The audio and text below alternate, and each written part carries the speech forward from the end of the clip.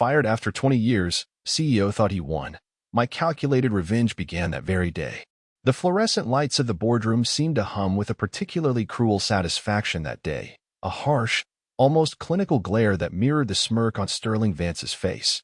He stood before the executive team, my former colleagues, some of them my friends, their faces a mixture of discomfort, practiced neutrality, and a barely concealed eagerness to adapt to the new regime.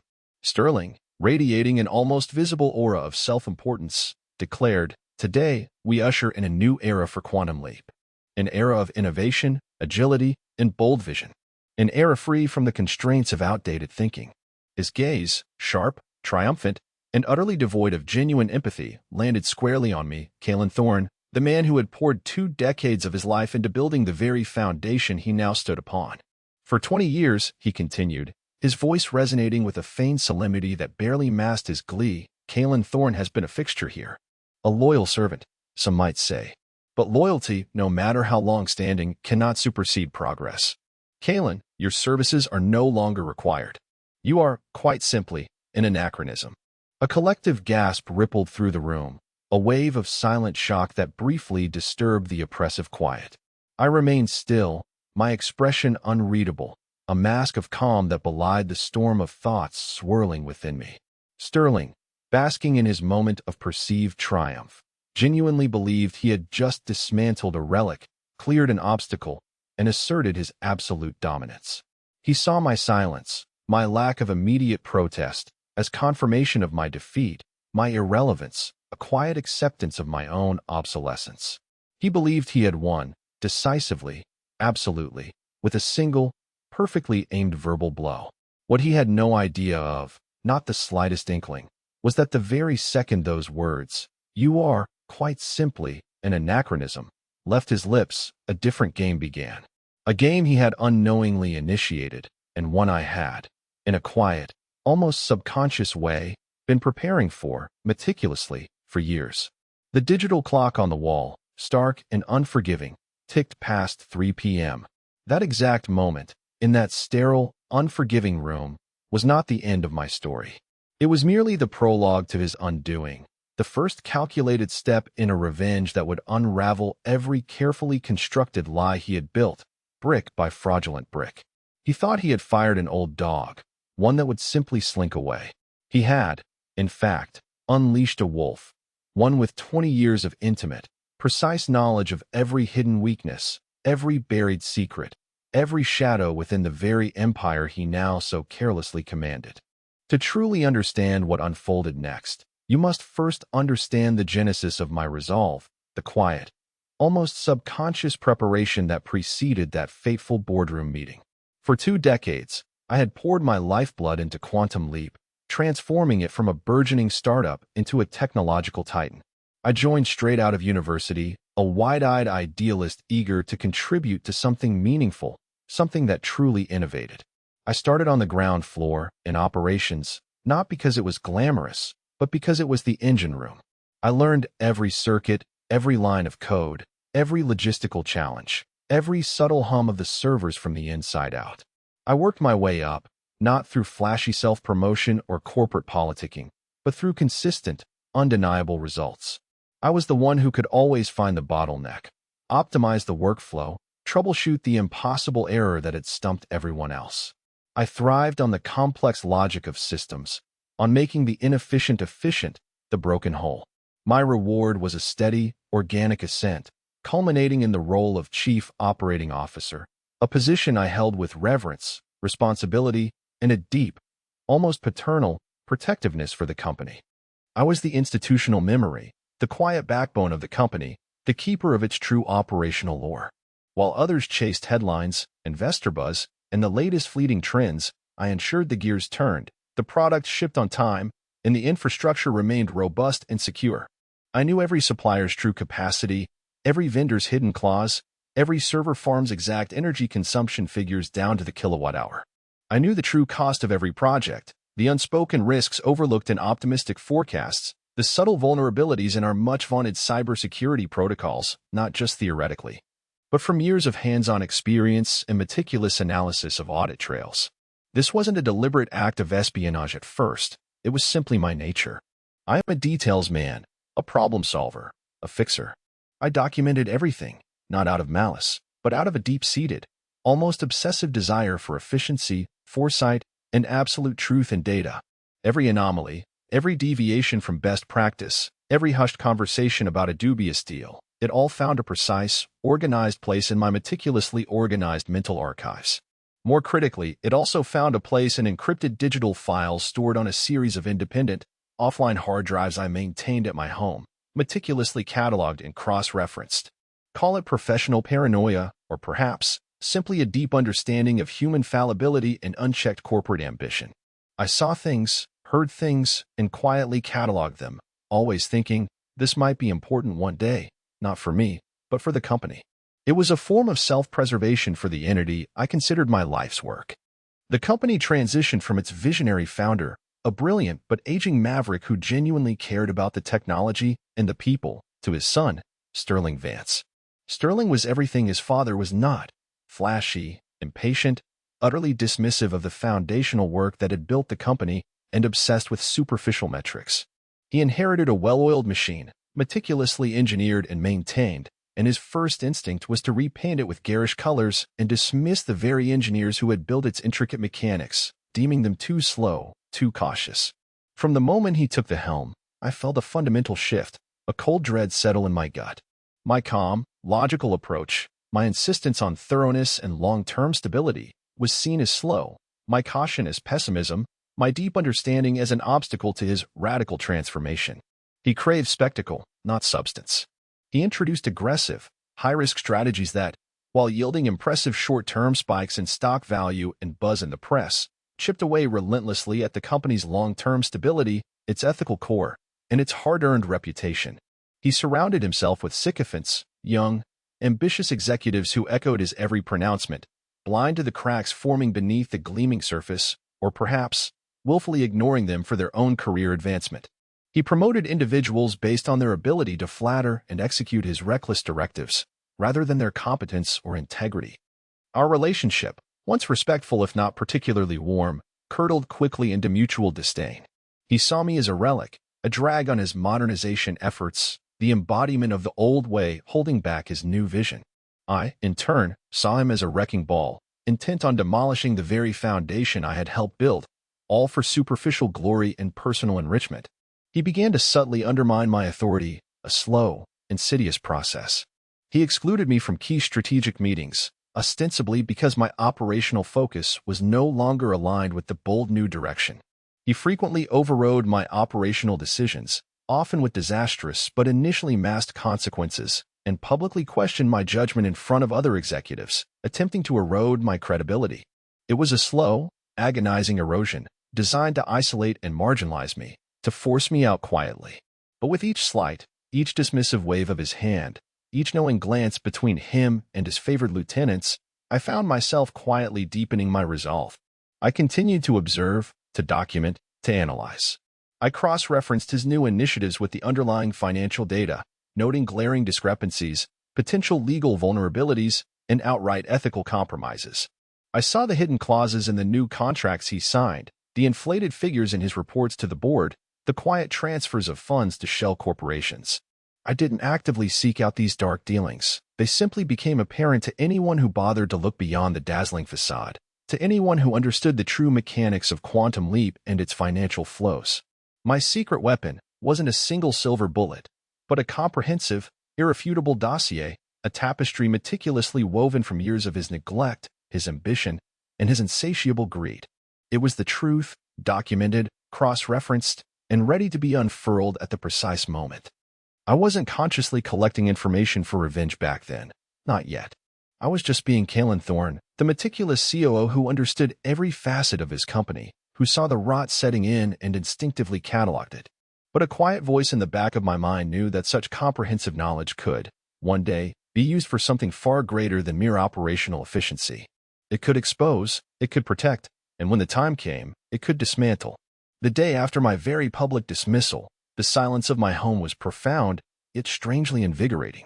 It wasn't the silence of defeat, but the quiet hum of a perfectly tuned engine, waiting for its moment to accelerate.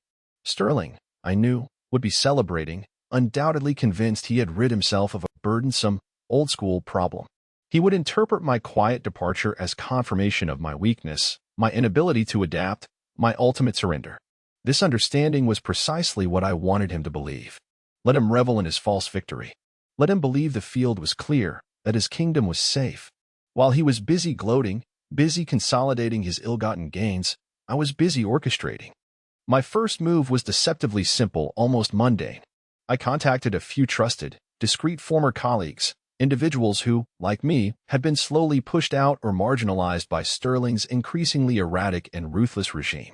These weren't overt calls with any hint of a grand plan, but casual inquiries, feigned curiosity about their post-quantum leap lives, thinly veiled invitations for coffee or lunch. I listened more than I spoke, gathering intelligence, cross-referencing their experiences with my own accumulated data. I learned of the pervasive fear Sterling had instilled throughout the remaining ranks, the stifling of genuine innovation in favor of flashy, doomed projects, the increasing pressure on employees to cut corners and embellish reports. These conversations, framed as friendly catch-ups, were in fact crucial data points, confirming many of my long-held suspicions and giving me a clearer, more nuanced picture of the current internal landscape, the simmering resentments, and the systemic rot that had taken hold. I was mapping his vulnerabilities from the inside out, piece by piece, leveraging the silent suffering of others. Next, I turned my attention to the external environment, systematically preparing the ground for the seeds of doubt I was about to plant. I began reaching out to prominent industry analysts, not as Kaelen Thorne, the recently dismissed COO, but as an anonymous source with deep, unsettling insights into the tech market. I supplied them with carefully curated, publicly available data points, subtly highlighting certain trends that, when viewed through my lens, painted Quantum Leap's recent trajectory in a far less flattering light.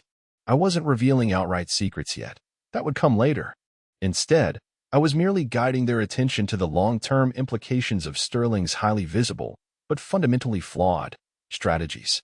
I would point out, for example, that while revenue numbers were up, profit margins were disproportionately low for a company of Quantum Leap's supposed efficiency, or that reported R&D expenditures seemed strangely misaligned with actual product releases. The Zygarnik effect was at play here, a psychological phenomenon where people remember uncompleted or interrupted tasks better. I was giving them tantalizing pieces of a complex puzzle, enough to pique their professional curiosity, but not enough to immediately solve it. These were open loops, designed to burrow into their minds. They would begin to ask questions, small, nagging questions during quarterly calls and industry interviews, questions that Sterling, with his superficial understanding, would find increasingly difficult to dismiss without exposing his ignorance or, worse, his deception. Concurrently, and with even greater discretion, I initiated a series of anonymous tips to various regulatory bodies, the SEC, environmental agencies, even some international trade commissions. These were not direct accusations, but rather subtle red flags regarding potential ethical breaches, vague but pointed references to supply chain irregularities involving specific components, and veiled concerns about data privacy protocols that had recently been updated under Sterling's direction. I would mention, for instance, a hypothetical, unexplained uptick in raw material imports from a sanctioned region, or unusual fluctuations in reported cybersecurity incident containment costs. Each tip was carefully worded to prompt investigation, to open a door, to trigger their internal due diligence processes, but not to immediately incriminate. I knew these things took time. Regulators move slowly, deliberately, but they move thoroughly once a persistent seed of doubt is planted. Sterling, arrogant and convinced of his invincibility, would dismiss these as bureaucratic nuisances or the grumblings of disgruntled former employees. He would assume they would simply fade away, dismissed as unsubstantiated. He wouldn't connect the dots, not yet. He couldn't conceive of such a meticulously orchestrated campaign. My most potent weapon, however, remained dormant, secured, and impenetrable. The digital dossiers, the comprehensive records of Sterling's actual financial dealings, his questionable partnerships with dubious offshore entities, the true vulnerabilities of Quantum Leap's core intellectual property, and detailed accounts of specific operational weaknesses that could cripple the company were still under my complete control, encrypted with military-grade protocols and stored on multiple, geographically dispersed offline drives. I spent countless hours refining them, cross-checking every detail, ensuring their absolute irrefutability, adding layers of corroborating evidence. I knew the precise moment to unleash them would determine the velocity and completeness of his downfall. Too soon, and he might mitigate. Too late, and the company might be beyond saving. Sterling, meanwhile, continued his public victory lap. He announced ambitious new projects to much fanfare, made grand pronouncements about his visionary leadership, and restructured departments with a ruthless efficiency that left many loyal, competent employees reeling and demoralized. His media appearances were frequent, his confidence boundless, his ego inflated beyond measure. He reveled in the belief that he had purged the deadwood, that I was gone, and with me, any threat to his absolute control or his carefully constructed narrative. He saw my continued silence, my lack of public rebuttal, as weakness, as surrender, as confirmation of his own superior intellect. It was the calm before the storm, and he was dancing gleefully in the eye of it. Oblivious to the tempest, I was quietly, methodically summoning from the depths of his own corruption. Every day his arrogance grew, and every day my resolve hardened, knowing that each one of his self-congratulatory press releases was merely adding another thread to the very rope he was unwittingly braiding for himself. He was building his own gallows, and I was merely ensuring the knot was perfectly tied. The climax arrived in an unexpected, yet perfectly fitting, setting: the annual Quantum Leap Stakeholders Symposium.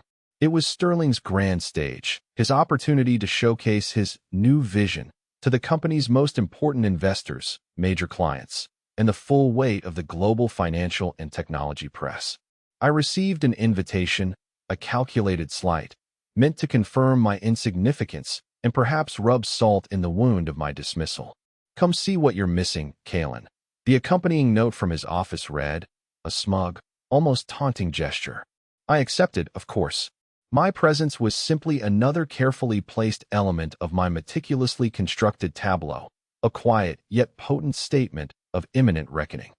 The main hall, a cavernous space usually reserved for significant product launches, buzzed with an almost palpable anticipation. Thousands of attendees, all eager to hear Sterling's next grand pronouncements, filled the seats. Sterling, resplendent in a tailored, undeniably expensive suit, strode onto the massive, brightly lit stage to thunderous applause, a wave of adulation he clearly savored. He delivered an impassioned speech, filled with buzzwords like disruptive innovation, synergistic growth, and unprecedented market penetration, utterly devoid of tangible substance or genuine long-term strategy. He spoke of record-breaking profits, of unprecedented growth for the coming fiscal year, and a dazzling future where Quantum Leap would dominate the global market, a future entirely of his own making. As he spoke, his voice booming with manufactured confidence, I sat in the audience, a quiet observer among hundreds, my heart a steady, almost imperceptible drum of anticipation. My eyes scanned the faces around me, particularly those of the board members and key investors in the front rows, noting their reactions, their rapt attention, their eager, unsuspecting smiles. Then came the Q&A session. Sterling opened the floor with a flourish, expecting effusive praise and softball questions. The first few questions were indeed fawning, easily batted away with practiced corporate platitudes. But then, a subtle, almost imperceptible shift occurred. A prominent industry analyst, a woman with a reputation for sharp, piercing inquiries, one I had anonymously guided in recent weeks with carefully placed data points, raised her hand. Sterling, still riding high on his ego, nodded to her with an indulgent smile. "Mr. Vance," she began, her voice clear and precise, cutting through the residual buzz of the room. "Your projections are indeed impressive, particularly concerning the cost efficiencies. However, my team has observed some curious trends in your supply chain logistics, particularly regarding your new microchip suppliers in Southeast Asia. There appear to be some significant, shall we say, anomalies in the reported costs versus prevailing market rates for similar quality components. Could you elaborate on how these unprecedented efficiencies are achieved without compromising quality or ethical sourcing?" Sterling's practiced, confident smile wavered for a split second, a minuscule tremor that only I, perhaps, noticed. "Our procurement team is incredibly innovative," he parried smoothly, recovering quickly. "We've negotiated proprietary agreements that give us a distinct competitive advantage, a trade secret, if you will."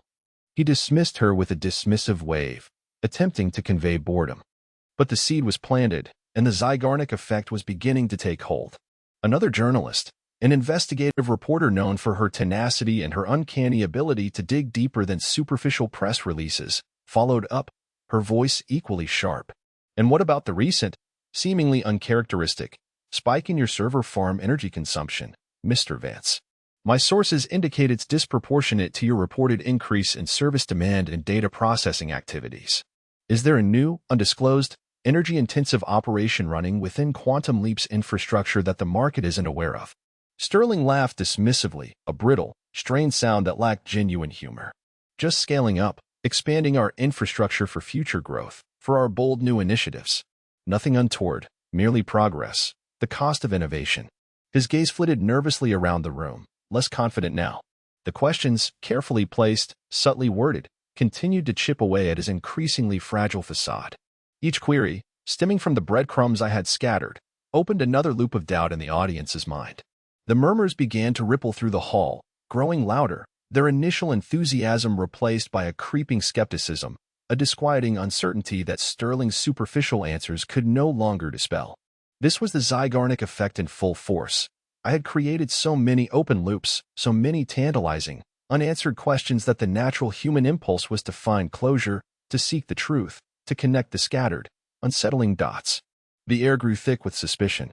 Then, it was my turn. I raised my hand deliberately, my movement slow, almost serene. Sterling, spotting me in the crowd, blanched. The color drained from his face, leaving him a sickening shade of gray. His eyes widened, a flicker of genuine shock, quickly replaced by a furious sneer, a desperate attempt to regain control. He gestured for me to speak, clearly intending to publicly humiliate me one last time, to put me in my place. Kaelen, he began, his voice dripping with condescension and a forced chuckle that cracked under the pressure, here to offer your sage wisdom from the sidelines? Perhaps you've come to finally accept progress.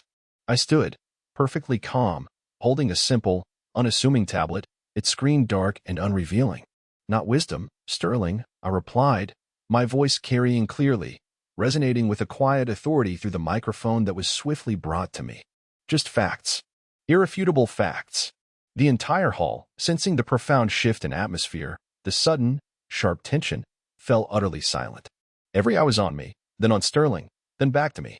You spoke moments ago of record profits, of unprecedented growth, of a dazzling future. And indeed, the numbers you've shown today paint a beautiful picture, a magnificent illusion. But I must regretfully inform this esteemed audience that they are, unfortunately, a masterpiece of fiction, a meticulously crafted lie. Sterling's composure shattered. How dare you? He shrieked, his voice cracking, his face contorting into a mask of pure rage. Security! Get him out of here. I ignored him completely, my gaze sweeping across the stunned faces of investors and press, meeting each searching with unwavering conviction. For 20 years, I built the operational backbone of this company. I saw every invoice, every contract, every quarterly report. I tracked every penny that flowed in and out of Quantum Leap.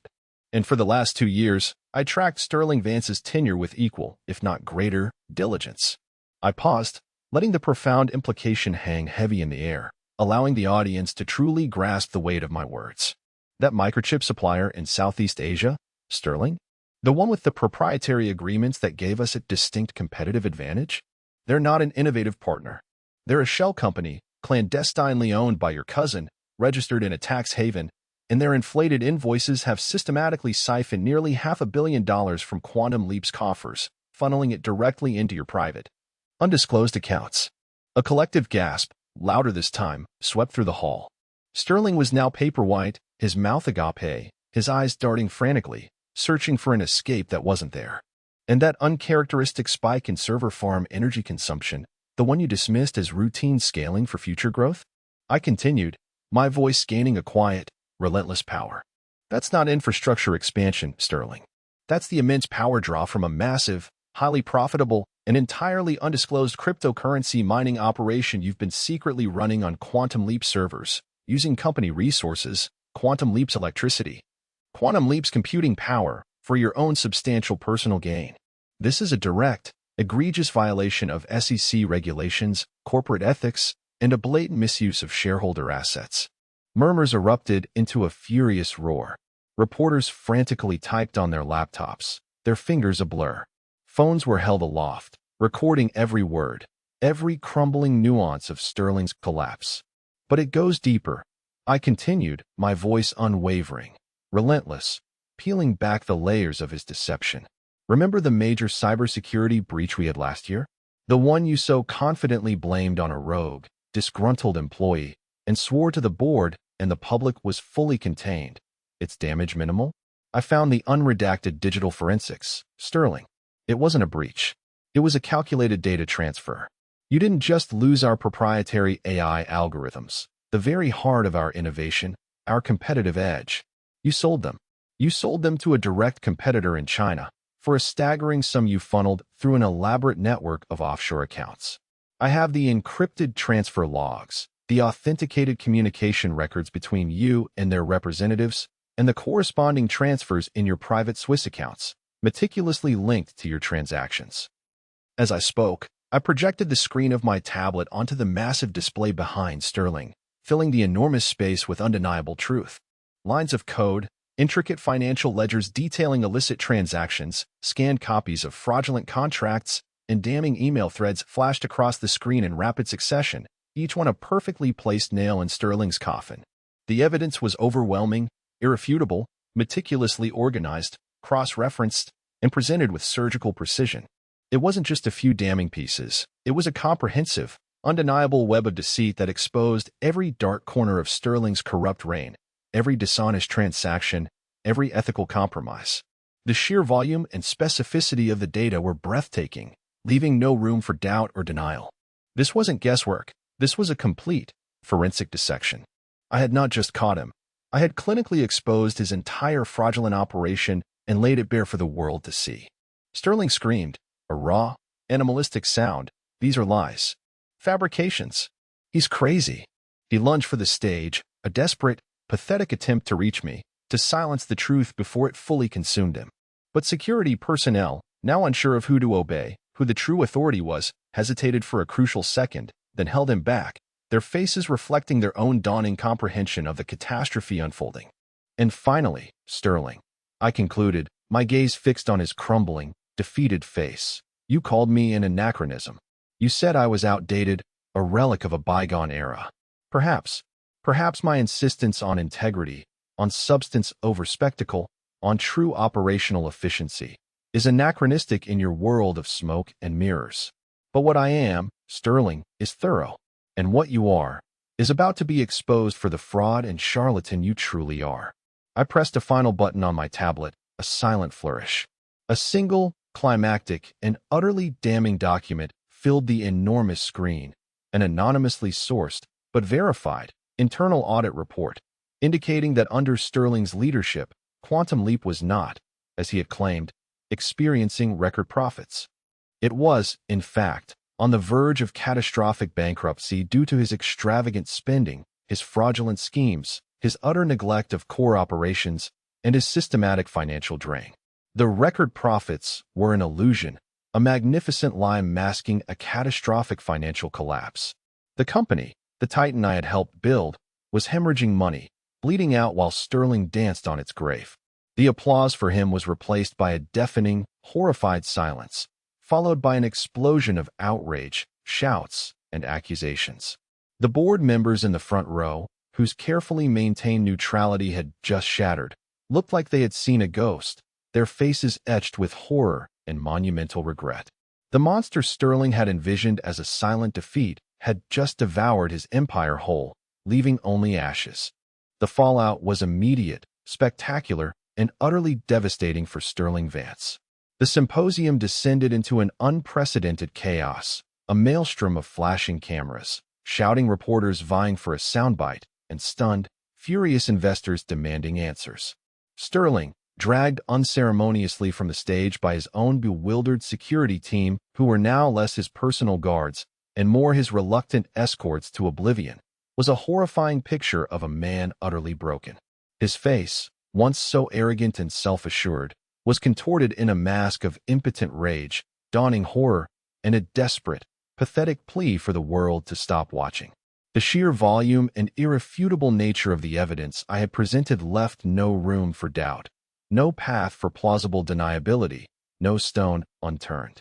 My meticulous 20-year collection of data, cross-referenced and presented with surgical precision, had culminated in a comprehensive, unassailable indictment that would reverberate through the corporate world for years. Within hours, the news exploded across every major financial and technology publication, dominating headlines globally. Quantum Leap CEO exposed in multi-billion-dollar fraud, corporate treachery at the highest levels unveiled, the architect of deceit, the fall of Sterling Vance. Quantum Leap's stock plummeted, wiping out years of investor confidence and billions in market capitalization in mere minutes. The once vaunted company, a symbol of innovation, was now a symbol of corporate scandal.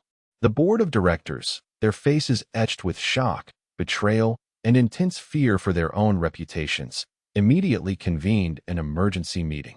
They issued a hastily prepared statement suspending Sterling, indicating a full internal investigation, though the world already knew the truth.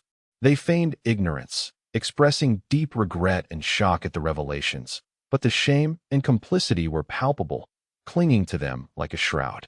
Sterling was arrested that very evening, his luxurious penthouse apartment raided by federal agents.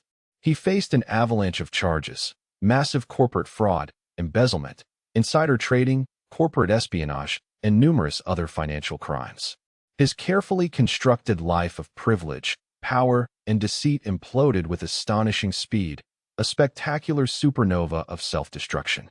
The sycophants who had once surrounded him, orbiting his every whim, scattered like rats from a sinking ship, desperately trying to distance themselves from the wreckage, scrubbing their social media, deleting emails, and feigning outrage. Those who had quietly supported him, or simply turned a blind eye to his egregious actions out of ambition or fear, were now scrambling frantically to save their own careers, their faces etched with a sickening blend of fear and profound regret. The company itself was in freefall, teetering on the edge of collapse. My former colleagues, the ones who had averted their eyes during my dismissal, the ones who had remained silent in the face of Sterling's tyranny, now approached me with a mixture of awe, profound apologies, and an almost desperate need for absolution. Some expressed genuine remorse for their silence, for not seeing the truth lurking beneath Sterling's charismatic but hollow facade, for prioritizing their comfort over integrity. Others, the more cynical ones, merely offered congratulations on what they perceived as a masterstroke of revenge, a dazzling display of corporate warfare, failing entirely to grasp that this was never about vengeance for its own sake, never about personal satisfaction born of petty vindictiveness. It was, at its core, about justice, about protecting the company I had helped build from the very cancer that sought to consume it from within. They saw the dramatic reveal, the public humiliation, the spectacular downfall, but they didn't see the years of quiet diligence, the unwavering commitment to truth, the meticulous, almost monastic preparation that made it all possible. Their shock was a testament to how effectively Sterling had woven his web of lies, and how completely they had been taken in by his superficial charm and empty promises, dismissing the very person who held the keys to their company's actual survival. Months passed, each one bringing more damning revelations from the ongoing investigations into Sterling Vance's vast network of criminal activities. He was convicted on multiple counts, his assets seized, his reputation irrevocably destroyed, his name synonymous with corporate malfeasance. Quantum Leap, reeling from the scandal, its reputation shattered, its trust eroded, teetered precariously on the brink of collapse, a shadow of its former self. The board, desperate to salvage whatever remained of their shattered empire, quietly, tentatively, reached out to me. They offered me not just my old position as COO, but a coveted seat on the board, with significant autonomy and resources to rebuild the company from the ground up, to restore its integrity and its former glory.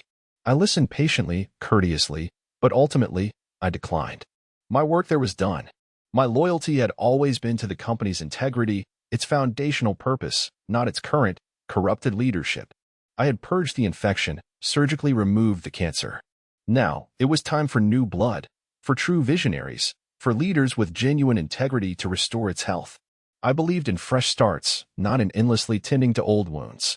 Instead, I found a quiet, profound satisfaction in stepping away, not into retirement, but into a new, more meaningful phase of life. I became a consultant, lending my unique expertise in operational efficiency and corporate ethics to struggling companies, guiding them through the treacherous waters of hidden vulnerabilities and systemic issues.